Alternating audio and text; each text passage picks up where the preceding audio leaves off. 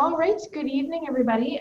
Thank you so much for joining us for our weekly lecture here at America House. Whether you are here in person or whether you're watching us online, we're happy to have you. And we're really excited that this evening we have a great lecture about intensive English programs from Howard Community College with two wonderful speakers. So I'm going to turn it over to them in just a few moments.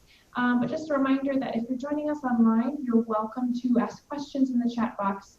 Either keep them to yourself and then put them in at the end of the presentation, or feel free to type them during the presentation. We'll get to them at the end. So with that, I would like to hand it over to Dr. Tamara Jones and Heather Dellinger.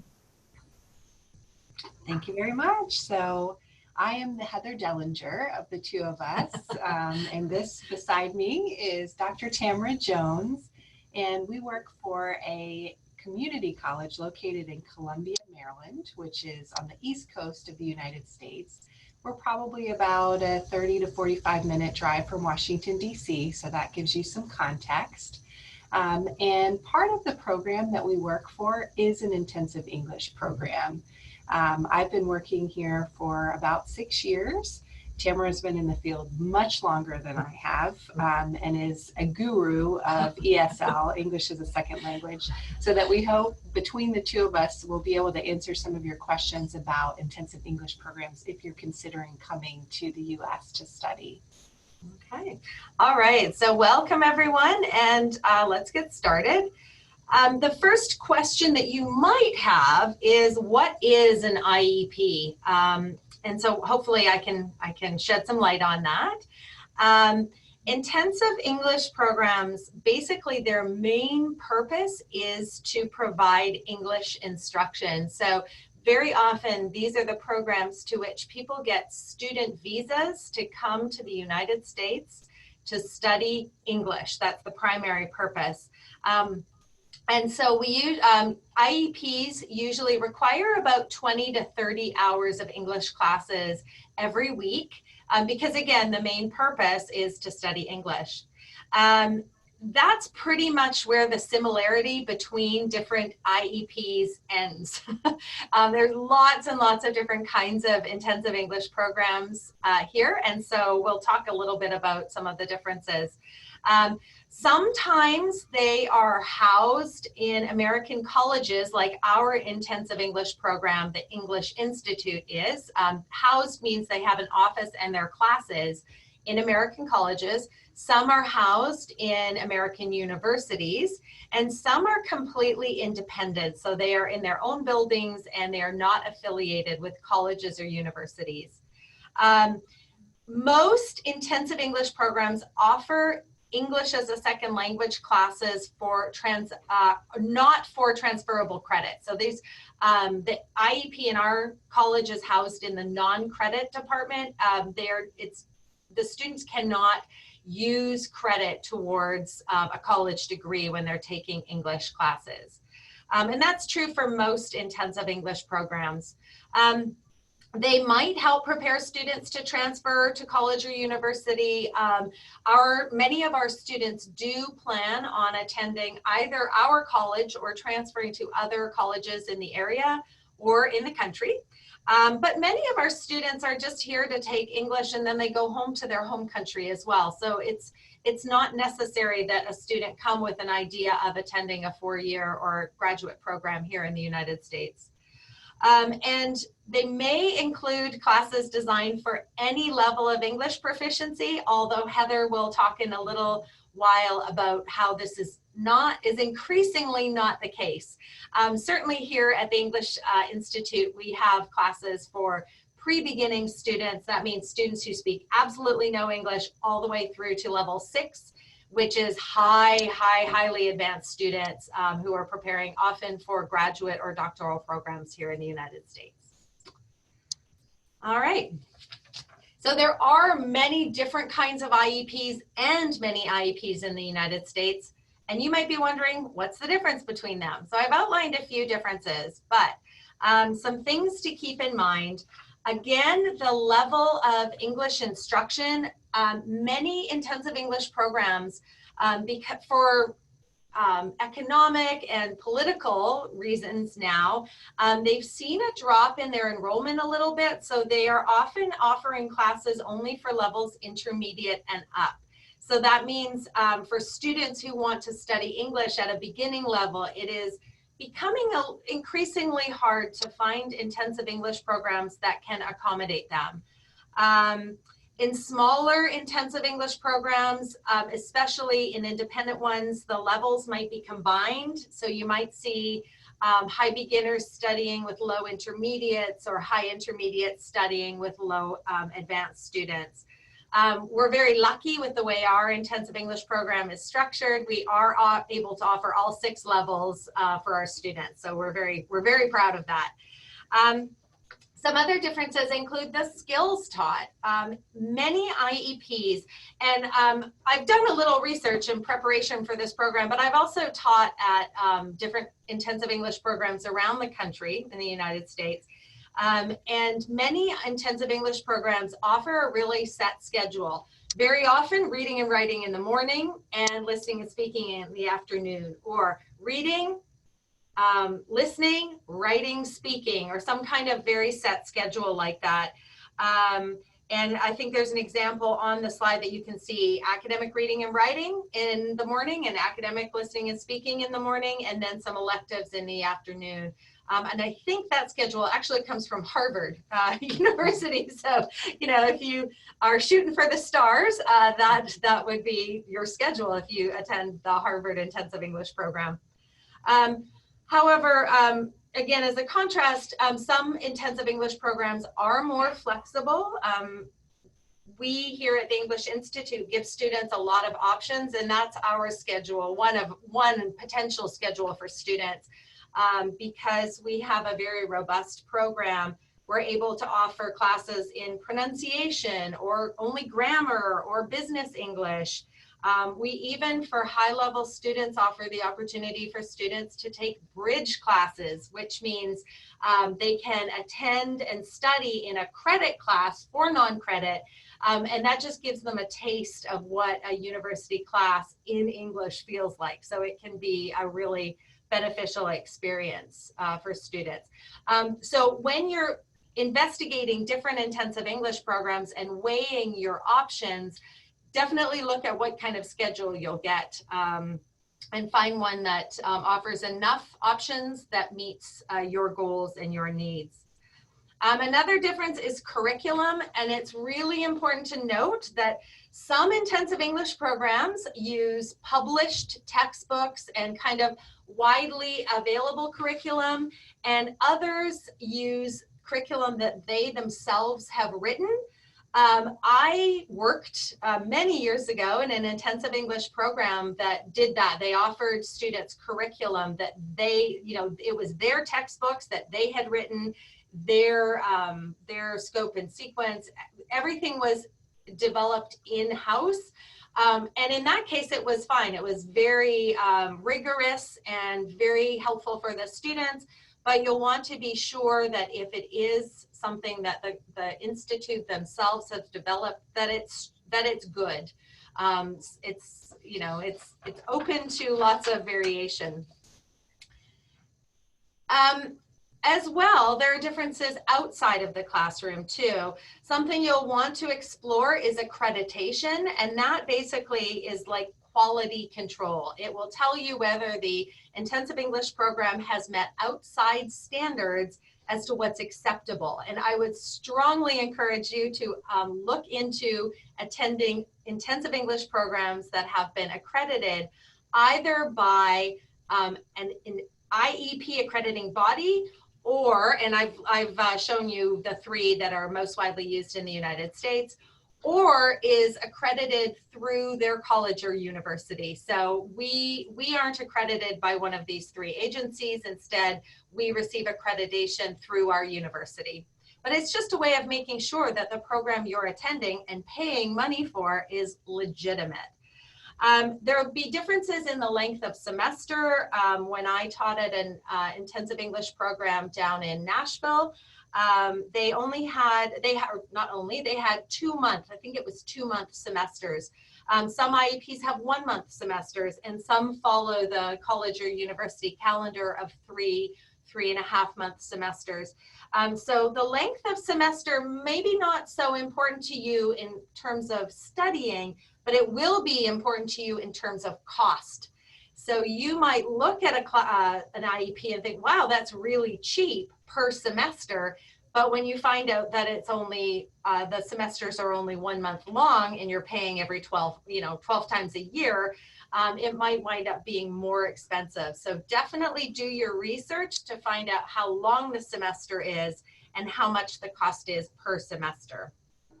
And finally, something else to think about if you do want to attend a university or college here in the United States is how easy it is to transfer to that college or United States from your, college or university from your intensive English program. IEPs that have a relationship with local colleges and universities can provide an easier pathway to matriculation. So that's something to think about. If your purpose is just to return to the Ukraine and not attend college or university, that won't matter to you. But if you do want to attend a graduate program or an undergrad program here in the United States, attending an IEP that has a relationship with the college or university can be very, very helpful. It will make it a lot easier. They may, for example, the university may waive the TOEFL or IELTS requirement if you pass certain IEP classes. So that can save you money and time, and definitely something to consider. All right, so Tamara is going to stay with us a little bit longer, and then she's going to exit to go continue teaching her pronunciation class. But I want to launch into some other questions that come to me a lot as a person who works in admissions for an intensive English program. And one of those questions is, why should I study at an IEP? And there's lots of reasons. Just click here. Almost as many reasons as there are students that we have. So some of those reasons include preparation to do an English proficiency exam. So maybe you already have a university or college in sight that you want to attend, and you have that looming test coming up. You know you have to have a certain score on the TOEFL exam or the IELTS exam in order to get admission, and an IEP is a very concentrated way for you to study and get that score that you want for admission to the college that you want to go to. And that fits in with the next bullet there about preparing to transfer to an undergraduate or graduate program. Like Tamara was saying, some IEPs have relationships with their host institution. So for example, at the community college where we are located, if students complete and pass a certain sequence of classes, they can actually transfer into the degree program here without doing an English proficiency exam, which is really attractive to a lot of people. If you're someone who's not a great test taker, and honestly, from what I hear from students about the TOEFL, sometimes I think it's not that they're bad test takers, it's just a really hard test. So the idea of being able to take coursework instead and get a more comprehensive preparation and also be exposed to the American classroom culture is really attractive to people, rather than just taking an exam to show that they're proficient in English and then kind of being thrown to the wolves when they go into their graduate or undergraduate program. A lot of students join IEPs not because they want to go to college or university in the US, it's because they want to prepare for their job. So we have had business professionals, we've had people who work in the hospitality field, we've had people who want to be airline stewardesses, and they know that they need to have proficient English skills in order to be able to get an edge in their career. So we see a number of those students, and some people are simply interested because it appeals to them to immerse themselves in a new language and culture.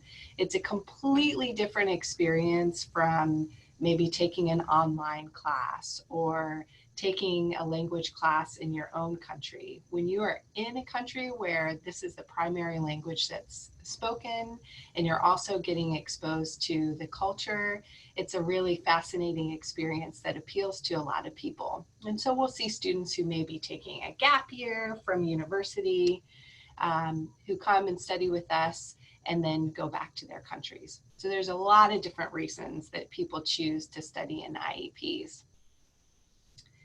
Another question, and this kind of goes into some of the things that Tamara talked to us about before, is there are so many IEPs. So how do you decide which one is right for you? So just to give you an idea of how many IEPs there are over 2,500 SEV approved intensive English programs in the United States. So SEVP stands for Student Exchange Visitor Program. It is the part of the U.S. Department of Homeland Security that manages programs for students and exchange visitors. So those are schools that are able to issue the Form I-20 that's needed to apply for the student visa for language training. So of schools that are approved, there are over 2,500. So that can be kind of overwhelming when you're trying to decide which one is right for you. So here are some things for you to consider. One, of course, is cost. It's not inexpensive to study at an intensive English program. So you want to make sure that you are choosing a quality program, one that meets your goals, one that is really going to give you the most bang for your buck. So I would suggest when you are looking at different programs, create a spreadsheet for yourself and make a chart where you can compare the cost, where you can compare the length of the term, if it's on a semester basis or a month basis or whatever the length of time of study is. Create a chart for yourself so that you can look at all programs in one place to be able to compare these relevant details. The next thing, your goal. So if your purpose for studying at an intensive English program is because you have a dream college or university in mind, and you know that you either need to go through that school's intensive English program or you need to have a certain TOEFL score or IELTS score to get admission, you need an IEP that's going to help you meet that goal. If the school has an in-house IEP, it makes sense to go to that IEP. If the school doesn't have an IEP, but you know that you need a very competitive TOEFL score to get in, then maybe an IEP that's really focused on test preparation is one that's going to be right for you. And like I said before, we have a lot of professionals that come to our program who want to improve their English skills to be able to get ahead in their career. Likewise, you want to look for a program that's going to have courses that are appropriate for that. And not all schools have that. So again, in this chart that you create for yourself to compare the different programs, make sure you include what type of coursework they have. Levels offered. This is super important. So like Tamara was saying, intensive English programs over the past couple of years have seen a drop in enrollment for a lot of different reasons. But one of the consequences of that has been that a lot of schools have not been able to offer the same number of levels that they were in the past. So it's getting increasingly difficult to find a school that has levels that are either below intermediate or very high. So if you are someone who's a major beginner and you need that level of instruction, you're going to have to really do your research to make sure that the school has that level. Likewise, if you are an advanced student and you don't want to be taking classes that are teaching you basic skills, or if you have a specific skill set that you want to practice. So for example, with professionals, a lot of times what they're looking to practice is vocabulary that's relevant to their career, and pronunciation is another one that we get from people. They're advanced, they know the grammar, they know these other skills, but they want to be able to make their pronunciation more clear. So you want to make sure and look at these schools to see that the levels are appropriate for what you need and that the skill sets that they teach are going to be appropriate for you. Location. This is huge.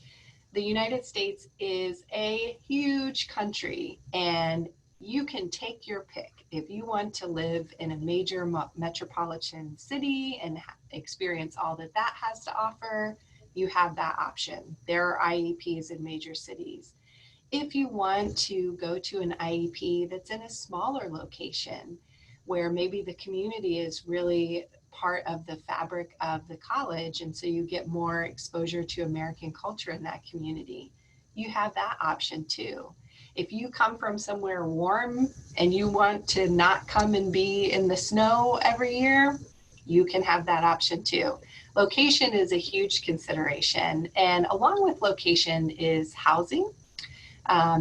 Some intensive English programs, because they are housed at the college or university, they may have housing options, but a lot of them don't. So that's something that you'll need to consider, especially when it comes to cost as well, is not only how much you're going to be paying for your classes, but how much you're going to be paying for housing in the area where you live. And then the last thing that I want to really emphasize here is the student body. So one thing that commonly happens with IEPs is maybe one person from a country comes to this IEP, they have a good experience, and then they tell all their friends about it, which is great for us as the IEPs. But then sometimes what ends up happening is an IEP might have a student body that's almost entirely comprised of people from that one country. So yeah, IEPs, we love the enrollment, but for you as the student, if you're really wanting to make sure you're practicing your English, it can be easier to do that if the students in your classes are not all people who speak your first language. So if that's something that's important to you, ask the people at the IEPs you're considering what their student body is like. How many students do they have? What are the class sizes? Where do those students come from?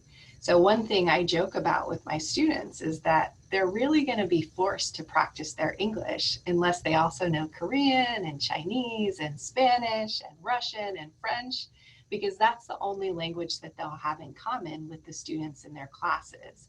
So that's definitely something to consider when you're choosing an IEP. So next question, and this is really my area of expertise because I do admissions for an intensive English program, is how do you apply? What's that process like?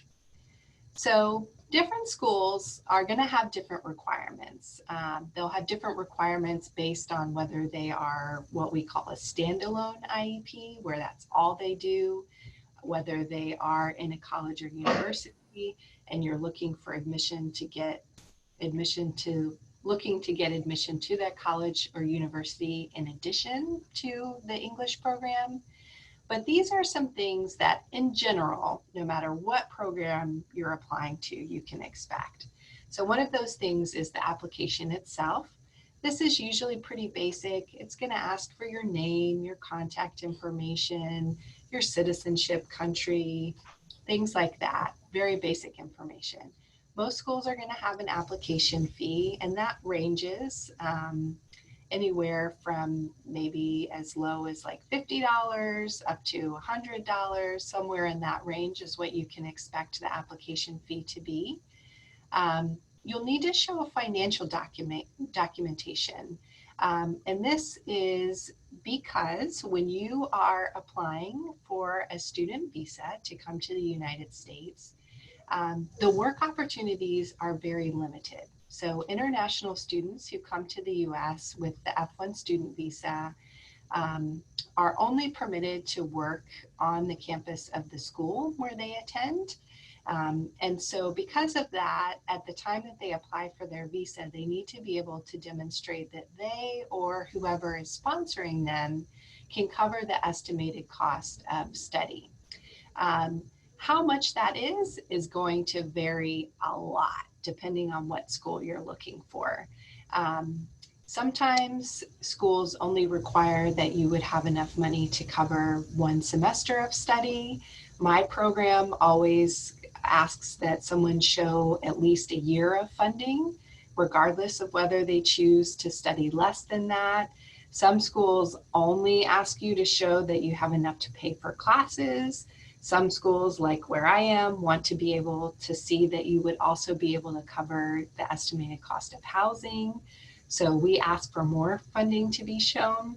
So that's something that you will be able to demonstrate and be required to demonstrate at the time of application.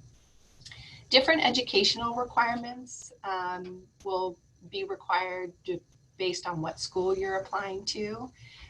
My IEP requires that you at least have considered or completed secondary school. So we require a secondary school or high school diploma or a university diploma to show that you finished that. It's likely to be more rigorous if you're applying to an IEP and also applying for admission to a college or university at the same time. In that case, you're probably going to have official copies of your transcripts, translated, things like that. And then you're going to need to have your passport. That's because we'll need the information on your passport in order to be able to create your I-20, because we want the information on the form I-20 to match what's on your passport. But also, you got to have a passport if you're applying for a visa. So a lot of schools will want you to have that up front. And then once you have done the school application and you've been admitted, you're going to get that document that I keep referring to called the Form I-20. So basically, that's a document that tells the U.S. consulate or embassy that you have been accepted to a school for language training, in the case if you are applying only to study English, or for undergraduate or degree study if you're applying for what we call a pathway program, where you do English study first and then go into the degree program. Once you have that document, then you can begin the process of applying for your visa. And these are some basic steps for that. There is a fee called the CVIS I-901 fee. This is a fee that helps us maintain the database that we use to keep student information when they're studying with us. That's a $350 fee. And then you'll need to complete the non-immigrant visa application, which is available online. It's called the DS-160. And then you'll need to schedule and attend your visa interview. In general, you're going to take the same documents to your visa interview that you submitted when you applied. So financial documentation, forms from your sponsors. So if you have a sponsor, you'll need to take what usually is called the affidavit of support to show that that person has agreed to sponsor you. You'll need to take those educational documents, and you're going to need to be prepared to answer questions like, why do you want to go to the United States to study? How are you going to pay for your studies? Why do you need to study English in the US? Why can't you just do courses online? Why can't you do courses here in your own country? So those are all things that you would need to be prepared to answer. So that's a basic overview of the application process. And then last, what other advice would I have for people who are looking for an intensive English program? Just because a program was right for your friend doesn't mean it will be right for you. So I can't tell you how many times someone has come over and has had a good experience in an IEP, and then they go back and they tell all their friends, and all their friends decide that IEP is the very best one in all of the United States. Well, it might be, or it might not be right for you. You know, your friend might have a completely different goal than you do. Your friend might have different financial resources than you do. So while it's really nice to have a person that you know be able to tell you about their experience at an IEP, there are a lot of other ways for you to get information to make sure that you're choosing a program that's right for you. This next point I cannot emphasize enough. A lot of people think that, oh, I'm in a program just for language training. This isn't going to be too hard. This is going to be like my high school language class. It's not the same. This is a rigorous program. And again, it varies by IEP. But if you're choosing a really good quality program, you can expect that you're going to spend as much time in class and as much time outside of class studying and doing homework as you would for like an undergraduate program. So don't underestimate how much work it's going to be. And my last point, it's not enough to study only in the classroom. I have students who come to me and they say, I feel like I'm not making as much progress as I'd like to. I'm doing really well in my classes, I'm getting good grades, but I feel like I want to do more. Well, yeah, you got to do more. One of the benefits of studying abroad at an intensive English program is that you have access to English-speaking people all around you. So go out and spend time with them. Make English-speaking friends. Spend time with them outside of class. Watch TV. Listen to the radio in English. Really take advantage of immersing yourself in the culture so that your learning isn't just coming from a textbook, but you're getting to be more like a native speaker. And that will help you grow as much or more as learning the rules and the techniques and all of that you'll learn in your classes. So that is most of what I have to say. Here is my contact information and Tamara Jones' contact information. But now I'd like to open it up to you and see if there are any questions that came to your mind based on what we presented today. That's awesome, Heather. Thank you so much. I think one thing that really stood out to me is, often we hear the question, and like you said, at the counselor section as well, why do you need to study English in the U.S. when there are so many ways to do it online or, in your home country? And I think hearing from you really underlined the benefit of experiencing American classroom culture and also just being surrounded by the language 24/7. So I think that's a good reminder of the benefits of IEPs. Fantastic. So I see that we have a couple questions online, but first I want to see if we have any in the room. Do you guys have any questions here with me?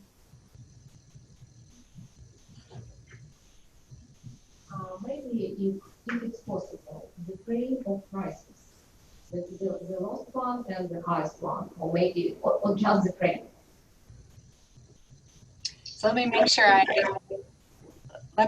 understood you. You were asking about price, like the range of price?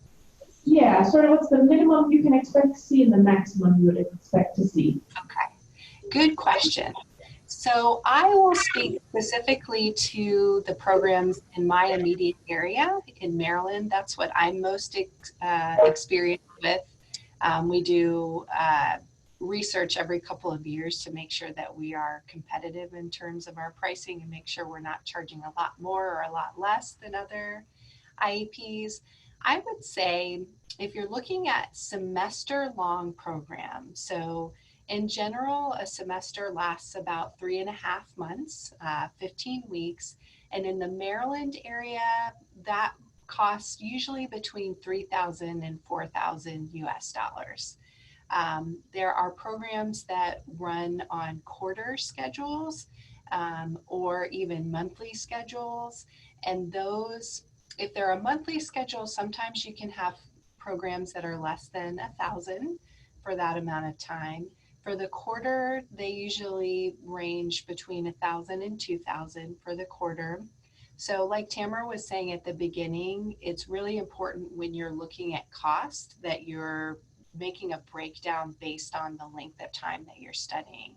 Because sometimes you see the price initially and gosh, 3,000 sounds like a lot of money. Let me look at this program that's less than 1,000. But then when you break it down and you see, oh, well, I'm paying this amount for just 4 weeks of classes, and the $3,000 program, which initially sounds like more, is actually less per week. But yes, I would say for semester-long programs in the area where I am, you'd be looking at between $3,000 and $4,000. And for month-long programs, probably somewhere between $800 and $1,000. Quarter-long programs, probably between $1,000 and $2,000. So there's a big range. And do IEPs typically offer financial aid or scholarships, or is that pretty rare? Good question.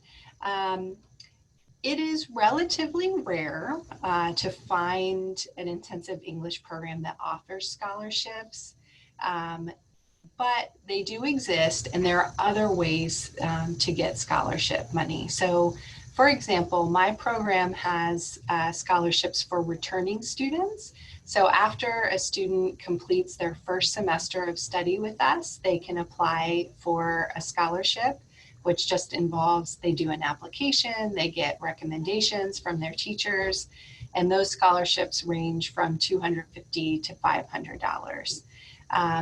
Sometimes schools that are IEPs connected to colleges who are really trying to recruit students for a certain program or from a certain area of the world might have scholarships that they offer to try to recruit those students from those fields or from that area.